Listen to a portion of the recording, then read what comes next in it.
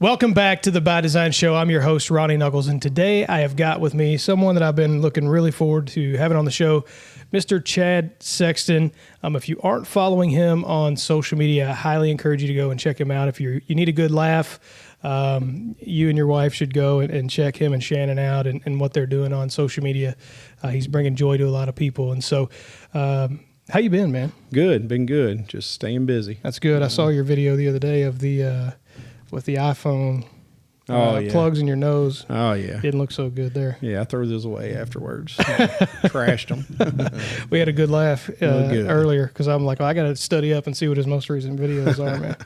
So I just wanted really to bring you on and learn a little bit. Like, okay. I know you from church. For those listening or watching, Chad and I go to church. Mm-hmm. Chad is he's the sound guy at Cornerstone. Well, production. I help with production. Okay. Yeah. I say sound guy because, I don't know for sure. It's all the same. He does. It's a lot. You open that door in there and you can get a headache really quick with the monitors and all the stuff going on behind the scenes. So, right. So Chad does that. I know him through that, but I'd kind of seen you taking off on social media just by like having fun. Like, yeah, we just have a good time. Just kind of organic, posting funny content and stuff. So I wanted to kind of bring you in and see what that journey looked like. So, okay, well, I'll tell you kind of how it started was you got to go back to right when COVID began, started. Yeah. And my wife works for the school board, and I work for a chemical factory as my day job. And that's back when if you got COVID, everybody was wanting you to stay home for 2 weeks. Mm-hmm. So I didn't even have Facebook back then. I think I just looked at Shannon sometimes. I definitely didn't have TikTok or Instagram. Yeah. But we got pretty bored because she got COVID right out the gates, And I got bored, downloaded TikTok, and was watching some videos. And I was just it was cool and funny. I was just a little disappointed at all the nastiness and the negativity. And so I made a few videos just half joking around and along the lines of like marriage comedy, and I didn't use any bad language or anything like that. And we just got lucky, really, because I think our second video took off pretty quick. Yeah. And overnight, we picked up like, I think 10,000 followers on TikTok. And so we just kept doing it for that whole next year.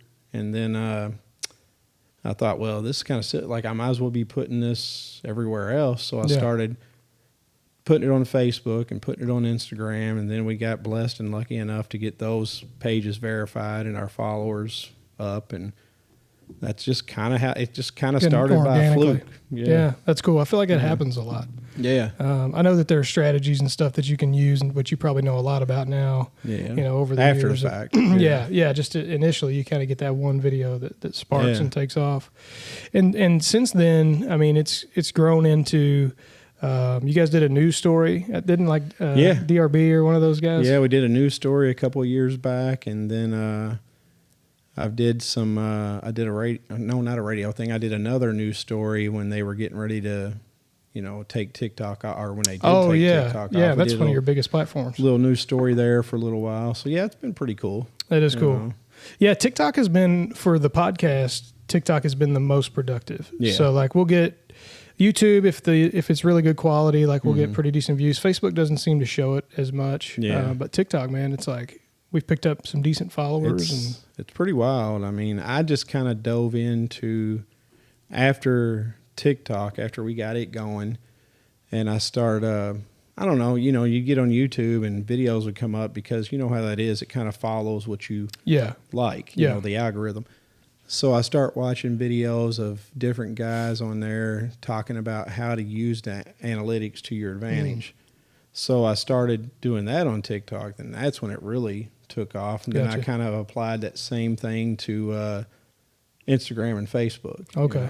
I don't think I'm funny similar at all. I just think I've really got lucky on the analytics. I think also you hit on stuff that like people think. Yeah. You know what I mean? Or like I don't know how to like it's just situations that they've been in or thought, and you hit on the familiarity of a situation and you make it funny, which it's what we try. I mean, I try to do that, and for anybody that does follow us and watch our videos, 95% of the videos I make, I always run it by her first because we get a little bit of hate sometimes. Yeah, I've seen that. So, but there is that 5% of funny stuff every once in a while that I won't tell her what I'm doing just to get a good, reaction from her. But, yeah. Yeah. I think my all-time favorite, one of you guys, was actually her, and y'all had gone you'd gone on vacation somewhere, and you're floating. You're floating out in the water like a dead body. That cracked me up. Yeah, man. that was a good one. So do you guys come up with I know you run stuff by her, but is it like maybe something happens in real world and you're like, oh, we should make a video out of this? Yeah, I mean, there's so many times, when you're creating content like that, 30 or 40% of what you make is going to be inspired by just stuff you've seen from other people, because it's hard to be that creative all the time. Yeah. Especially, I've got a full-time job. I have a part-time thing at church. I watch our granddaughter a lot. Yeah. So 30 or 40% of it, I'm taking, just like other people do with us, ideas from other people and just reshaping them. Sure. But then the other, 60, 70% is just everyday stuff that happens with me and her. Yeah. Just goofy stuff. And I'll think, well, that'll be funny. Yeah, like getting in the car with her cups of coffee and all the keys and stuff like that. Yeah, because that's all stuff that my wife will just do. Relate it. Like I try to do relatable stuff, and no matter what, we keep it clean. And I'll usually we've got a company that works with us called Caruso. I'll wear a lot of their shirts in a video. They do like a play on words type deal with shirts like designs. It'll be like, it'll look like a Mountain Dew thing, and it'll say meant to die instead of Mountain Dew. Gotcha. So I don't try to beat that over people's heads, but we do get a lot of messages from people like, hey, like, thanks for keeping it clean, and thanks for showing your Christian shirts. Or, I haven't leaped over to where I'm talking about my Christian faith and I want to get there, but I haven't got there yet. Yeah. I think it's, look, I think for us it's a little different. Like we came into it, and we have specific shows dedicated to that, because I don't want people to feel like they can't come listen to what we're saying and feel like I have to beat that over their head every time. So I understand that there's a way to do that, and I think one of the ways that you do it really well is by wearing. I've noticed that, like, you'll wear certain apparel or whatever, and at the very least that could prompt someone's curiosity enough, to dive into it. That's what I'm hoping. But I think just in today's world, keeping it clean, and there's so much temptation not to. Yeah. One of the things, you're familiar with Dude Perfect. Oh, I'm sure. I love Dude Perfect. Yeah. Yeah. We're actually going to surprise our kids and take them to see them in August. That's awesome. Yeah. They're going to flip out. But we, I went and watched their documentary, and one of the things that they had talked about was they had kind of started to get YouTube famous, like in 2010 or whatever. And one of their biggest, they had no money, and their biggest sponsor came to them and was like, hey, I'm going to give you $40,000 if it was Bud Light, I think, was the sponsor. They're like, hey, we'll give you $40,000 if you start to rep our brand during the shows. And so they had this decision to make, like, we're broke, God, we've been asking God to provide for us, and here's this $40,000, but this doesn't really represent our faith and who we want to appeal to. So they turned that down, and then, we know what's happened since then. Oh, yeah, they're huge. Multi-million-dollar operation. Yeah. They got guys going to outer space and stuff. Crazy. So, yeah, I mean, I think there's something to that, man. I think God blesses that. And I've always noticed that about you guys. And there ever been like a temptation? Anyone ever reached out and been like, "Hey, will you do this kind of thing?" Or is it ever been that? We've had companies reach out, because we'll do, like, I don't really call it brand deals. We'll do deals where somebody will send us a message on Instagram and be like, "Hey, if you promote this product, we'll give you this amount of money." Gotcha. And at the beginning, I didn't really put any kind of research into the products. If it was a good product, I was like, I'm not going to do alcohol or anything like that. But just for example, like we did a razor. I won't say the name of the brand, but we did like an electric razor one time. And they paid us well, and we did the video, and it did good. But then I start noticing in the comments, like, hey, do you know this company, gives money to such and such places? Gotcha. And so then I was a lot more careful of who I chose, to do that kind of stuff for. Yeah, because you're like unintentionally attached to them. I didn't. I was sitting there like sending messages to as many people as I could to tell them like I had no clue. Yeah, that's tough. Yeah. And I've always wondered what that looked like, for someone who has a lot of followers, and you're kind of like a comedy influencer. You know, I don't know if that's a word yet, but Yeah, I guess it is now. Do you feel like it? Do you feel like you ever feel any pressure from that? Not pressure per se. It's just like when we go out, I've never had to worry about like, who sees me or what. But just being a Christian, of course, you want to represent God well. But now with being a Christian and having our social media platform, I'm careful of what I say and do, because you never know who's listening. And then, when we're out in airports or different states and stuff, and to me, it's awesome when someone comes up to you. Yeah. And introduces herself and said, but it really embarrasses Shannon, like big time, Yeah. But, so does that happen really? So you could be in other states and people will come up and say, yeah, hey, what's up? I know it's weird. It happens. Well, you got like 1.8 million followers across all the platforms, right? Yeah, like across all three, it's a couple million. Yeah. Okay. So I tried to count I'm hoping this year we hit 1 million on one of them. It's looking like we might on Facebook, just the way it's been growing. You're about 800,000 or so on Facebook, right? Yeah, if it stays the way it's been growing, we should hit it. But it does. I'm cool with if it stays like it is. Yeah. No. Yeah. I mean, I think it's. I think you're blessing people either way. I think one of the people look at Christians like not ever funny or not ever willing to have fun or cut loose, and I think you're kind of breaking that barrier down a little bit. People can see that. Appreciate it. You can have fun and be funny. You don't have to be. Not all Christians are squares all the time. And it's tough because you could, like, I know I could have a couple million people already if I wasn't doing, clean humor. Yeah. Because it's hard to come up with stuff sometimes. I mean, I know I want to keep it clean, but I'm thinking, golly, this other couple over here is doing crazy stuff. No one, and I don't know. It's just frustrating sometimes. Yeah, sure. I imagine it is. There's a couple clean comedians that are kind of growing, like stand-up guys. Awesome. Dude, he's blowing up right now. Yeah. But I think he's blowing up because he's found, kind of like you have in a lot of ways, like they found a way to where the cleanliness of what he's talking about, it doesn't even come into question. Yeah. He's just. Yeah, and he's a Christian. Actually, his aunt goes to our church. Oh, really? Yeah. I didn't know that. Yeah, his dad was at church. It was late last year. I'd have to ask Matt, our pastor. Yeah.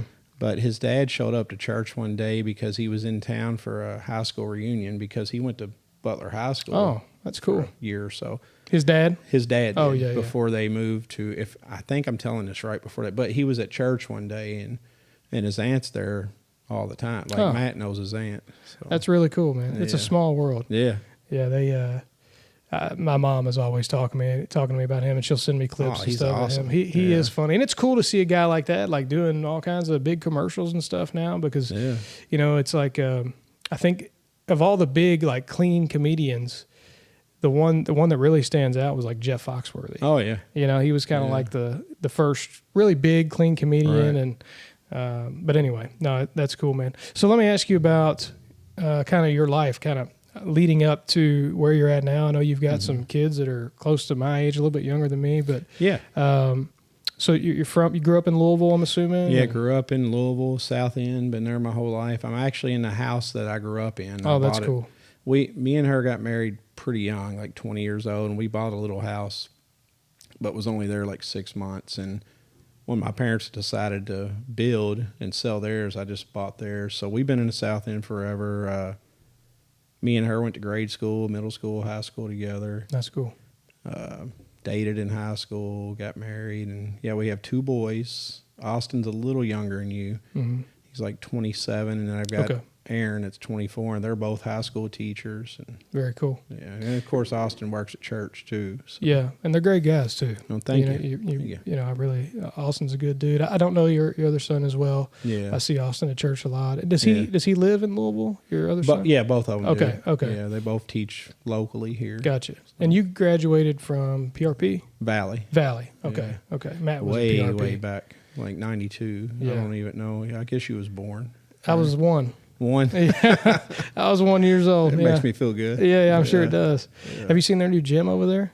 Yeah, man, yeah, it's super nice, real nice. Yeah, Whitfield, their girls made it to like the regionals, and the regional tournament was held at Valley. And I remember playing at Valley. I went to Fern Creek, and I remember playing at Valley. And Totally different back then. And I then. thought, oh, dude, it's going to be a Valley. And then we walked in there. I'm like, dude, this is this is like one of the nicer gyms I've been in. Yeah. No, that's cool, man.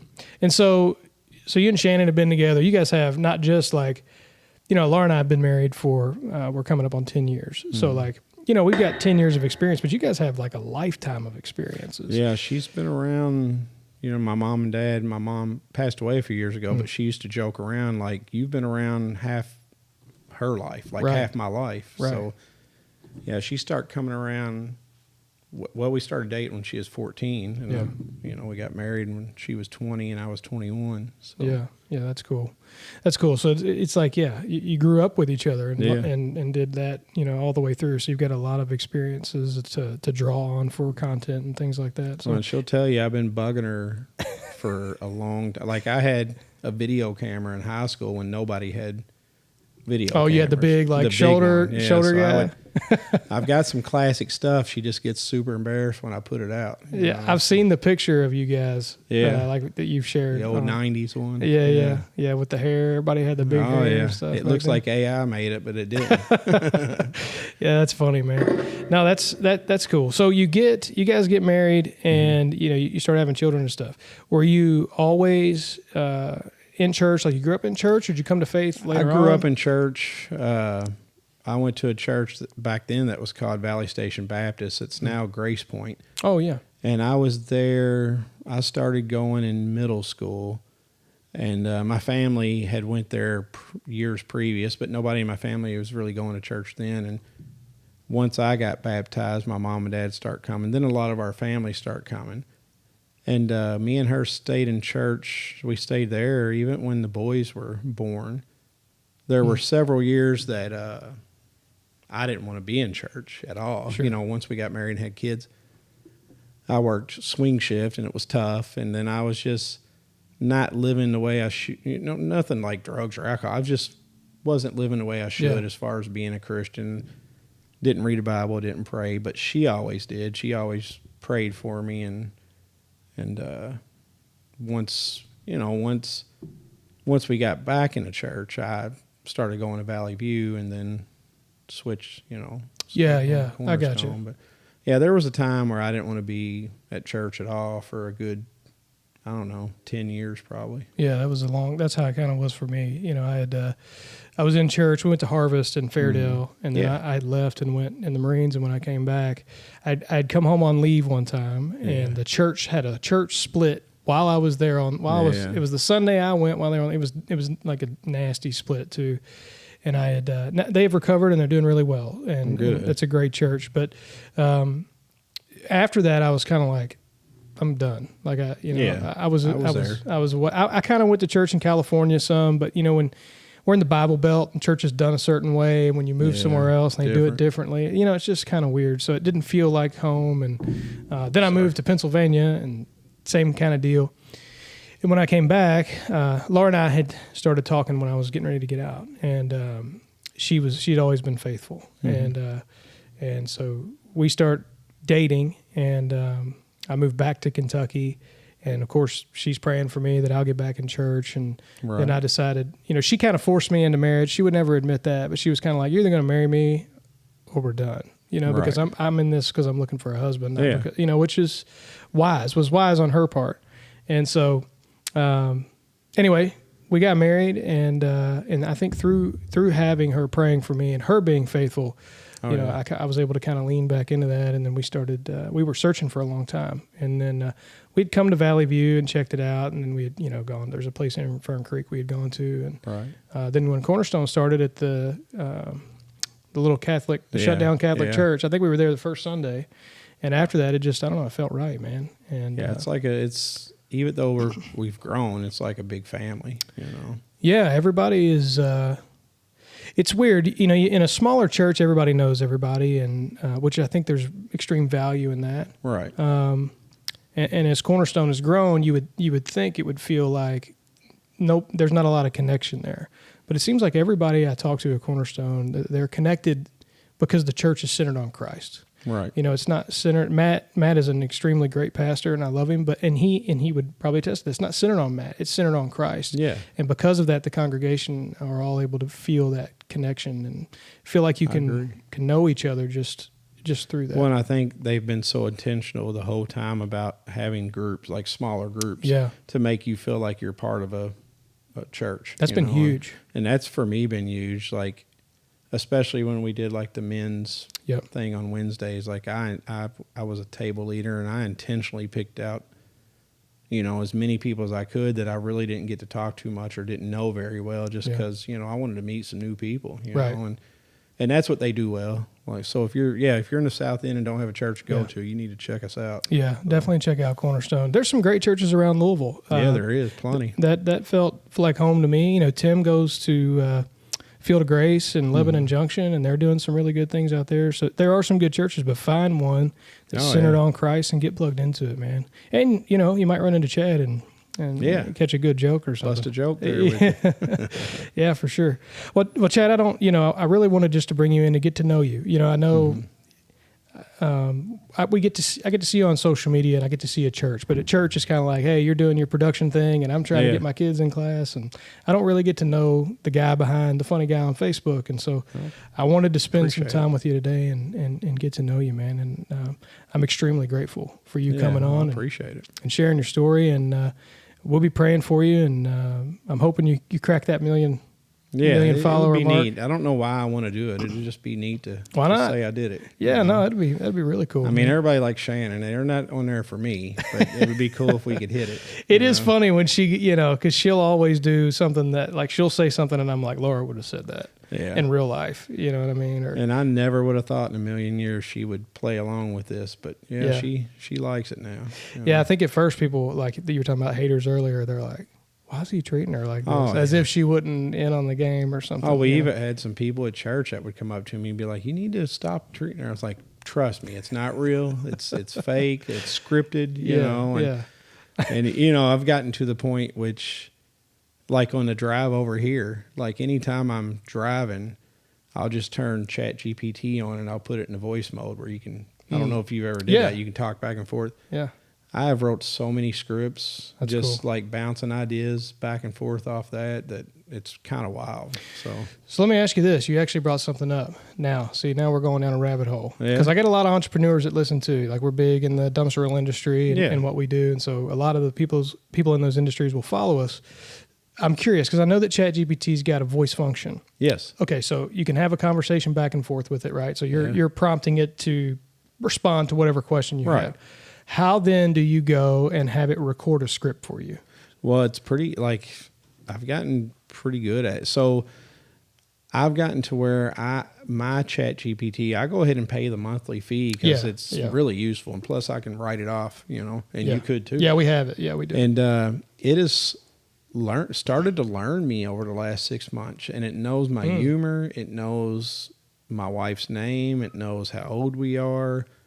When I can make like cartoon type memes, or regular memes. It's gotten good at almost recreating what we look like in the memes. But when it comes to a script, like on the way here, I was making a little script where we're just going to be like sitting at the dinner table and eating dinner, and we're going to be praying for each other. And I was like, well, it'd be kind of funny if we like took turns roasting each other in a prayer. Yeah.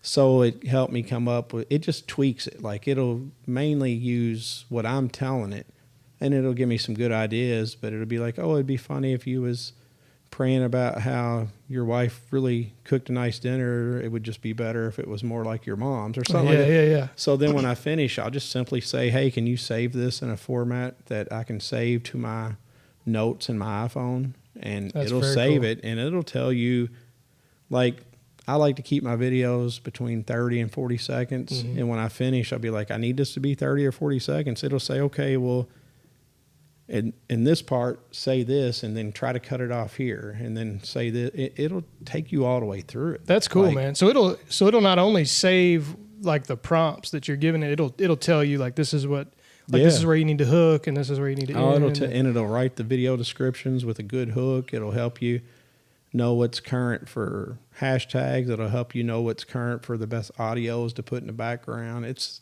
actually pretty wild. That's awesome. it's hard to continuously come up with content on your own. Yeah. And it's not coming up with the content 100% by itself. It's just helping me tweak it. Yeah, helping you make the content where it's going to be digested better. But it's so useful. Like, not even for our social media, just at work, like rewriting like standard operating procedures or, you know, just tweaking your email so you don't sound stupid when you send it, or, you know, just little stuff like that. Kind regards at the end of the day. Stuff like just little stuff like, you know, when I make a meme, it'll say, hey, maybe you should misspell a word to increase engagement. And then everybody will get in arguments in the comments about why I misspelled a word. You that know, is interesting, man. Just silly stuff. You know? Yeah, I have, you know, we use it to write some content, and then we'll humanize it just for search engines and stuff. But like to your point with the standard operating procedures, that's been crazy. Oh, it's ridiculous. Like, it's to the point to where I'm in a lab. Yeah. We took a machine that was old, bought a new machine, a lab machine that does testing, and we needed to, you know, of course, rewrite the operating procedures to match the new machine made by the same company. I took a picture of the old machine, took a picture of the new machine, took a picture of the SOP of the old SOP. Yeah. Asked it to help me recreate it. It did it step by step perfectly. That's wild. Yeah. Makes me look smart. It does, man. Yeah. You're like, hey, I already got that done for you. Yeah. Cool. That is cool. I wish I had it when I was in college. Oh, you know, I wish I had it in high school. I would have never had to do anything. I didn't do anything in high school. In college, I barely did anything. I mean, I was going to school in like 2015, so they had an app called Mathway. Yeah. And you could take a picture of I remember my boys using that. Yeah. And then it would spit out the value. It got me through statistics. There you go. But if we had had AI, man, I don't even know how you have college anymore. Yeah. It is scary and wild and cool at the same time. Yeah. It's an amazing tool. Yeah. Then it can just go into what's that amazing tool going to do to humanity over the next 20 years, you know. So if you had one tip, you know, we run our social media. We're trying to grow the show. We're trying to get people engaged in what we're doing. You know, we share our faith on the show. And really, just to say it, our main goal of this show is to draw people in and then hope that they hear the gospel sometime in the show. Oh, yeah. And so we've got that on our minds and hearts. And then we also want to grow our brand to drive in business through Spearcrest. You know, we build great websites. You got to make money. Right. And social media is the best organic tool out there right now to do that. It's almost like free advertisement. Yeah. I don't have to pay an agency to go do that. You know, now when it comes to Google and stuff, different ballgame. But when we're talking about social media presence and brand building, it's the way to go. So you've got nearly 2 million followers. Okay. So you're doing something that's working. If you had to give one tip to a listener who's trying to grow their brand, trying to grow, what would that tip be? Just you know, I know there's probably thousands of them, but if you had to pick one, what would it be? Well, my one tip would be, you know, analytics. Now that has several subtitles underneath it, and what I mean by that is every social media platform, if you're doing like the professional mode or, you know, the professional dashboard, like Meta has like professional dashboard on Meta or on Instagram and Facebook, and TikTok has like a professional mode where it breaks it down.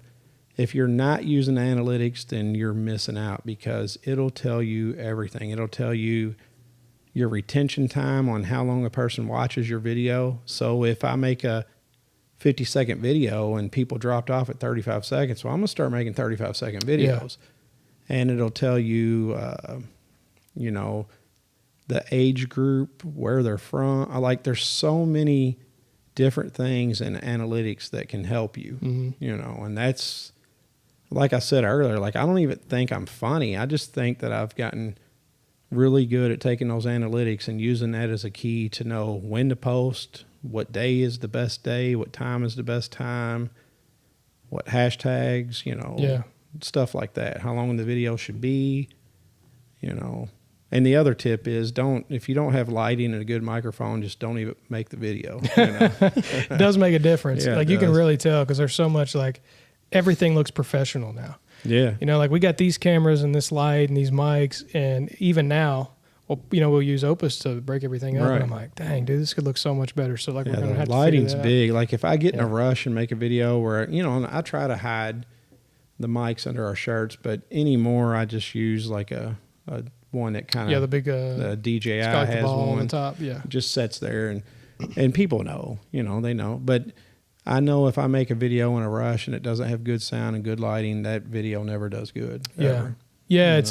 It is weird, man. Because well, you're not competing with people, but you are kind of. You're competing for attention in a way. Yeah. So it's like I'm not giving you my attention if your audio is crap and the video sucks. I'm not going to do that. So I guess that's like 2 or 3 points that I would try to follow. No, I mean I think it's important. You got to get some decent videos out, but then you got to start tracking analytics, which is kind of where we're at right now. Yeah. Like we've gotten videos out. We've gotten some that have gotten traction and others that haven't. And I was thinking, kind of our goal is we're going to get 10 out across all platforms and figure out which ones are getting traction and then kind of reverse engineer that. And just copy, not word for word copy that video, but if you get a video that does 1 million views, I'm going to try to make 10 more of those videos, the exact length, the exact, just for the exact time, this exact day I posted it, stuff like that. This is kind of my own personal question, because I see guys like Gary Vee or, whoever,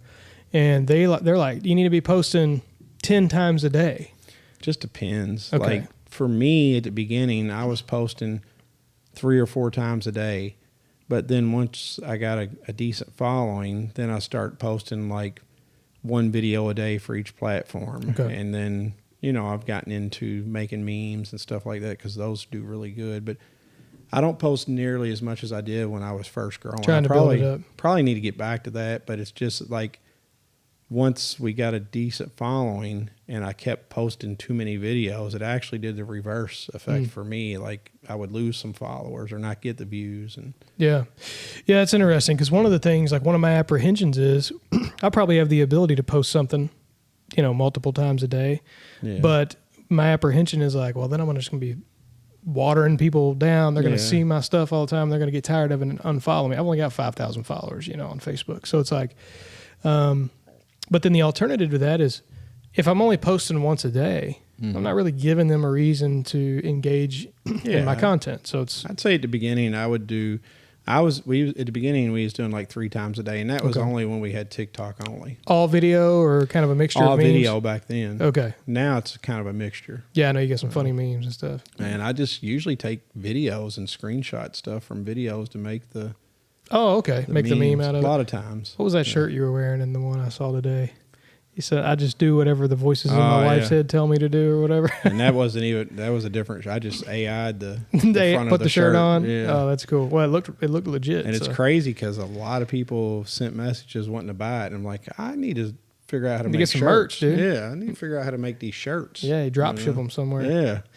That's awesome, man. Well, I'm so glad you came on. It's been fun to really learn the story and get some tips too, because that's something I've been like, how are we going to do this? And so I've got a couple influencers coming on that I'm gonna pick everybody's brain, and we're gonna come up with a way to strategize and do it on our own. So, well, I've got a guy that, we'll talk about it off air, that I might be able to get to come to your show. That's pretty big around here. So cool, man. Yeah, that'd be awesome. I don't want to name drop too much, but we got another kind of local comedian coming on, which it's not Tom, is it? It is. Well, that's who I was going to say. Oh, really? That's my buddy. We text and talk all the time. So. Yeah, he's going to be coming on next week. He's a trip. He is hilarious. He used Sergeant Junket. Did he really? Yeah, he used us one time. Dude. He's a great dude. So a guy that was his best friend, I know you probably getting close to ending it. But you're good. A guy that was his best friend worked with me I've been at my work for 31 years, and this guy was with me for about, 10 years. And he did content creation with Tom. Well, he passed away last year, but he was the guy that kind of took me under the wing a couple of years ago and helped me figure out Facebook and Instagram. And that's really cool. Jim Clark was his name. He did a lot of videos. I saw that he had passed. Yeah, he did a lot of videos with him. Didn't they have like a thing for him in J-Town? Yeah. Jim's Louisville or whatever. Yep. Yeah, that's cool. He was a great dude. He just died too young, Yeah.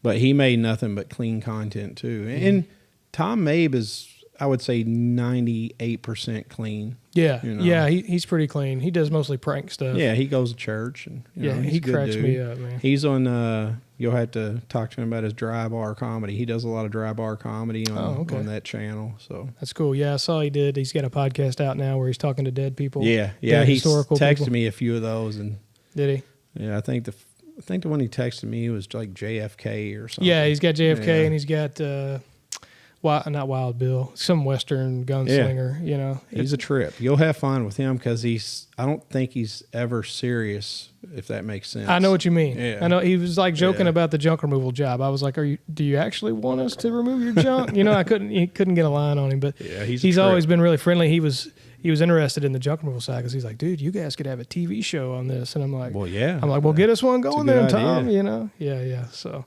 anyway, I'm looking forward to that. That'll be fun. Yeah. So, well, man, I appreciate you coming on. Right. Anyone that's listening or watching, go and check out Chad. What are your handles to follow you? Well, on Facebook, it's just simply Chad Sexton, and it should be the only one that is like the blue check mark verified. There's a bunch of fake pages out there, but if it's not verified, it's not us. And then on Instagram and TikTok, it's at the Chad Life _. At the Chad Life _ Yeah. Cool. Yeah, I highly encourage you to go check him out if you're looking to get a good laugh and even see Shannon make fun of him a little bit. Oh, yeah. She does it all the time. So, well, good, man. Guys, thank you so much for watching the show. We appreciate you. If you like the show, please follow the show, share the show. We would greatly appreciate it. We're trying to grow the show organically. If you got some value out of it, if Chad gave you something that you can use to grow your social media following, give us a 5-star rating. We would greatly appreciate it. We'll let him know that you gave us one. Guys, thank you so much. We will see you on the next episode.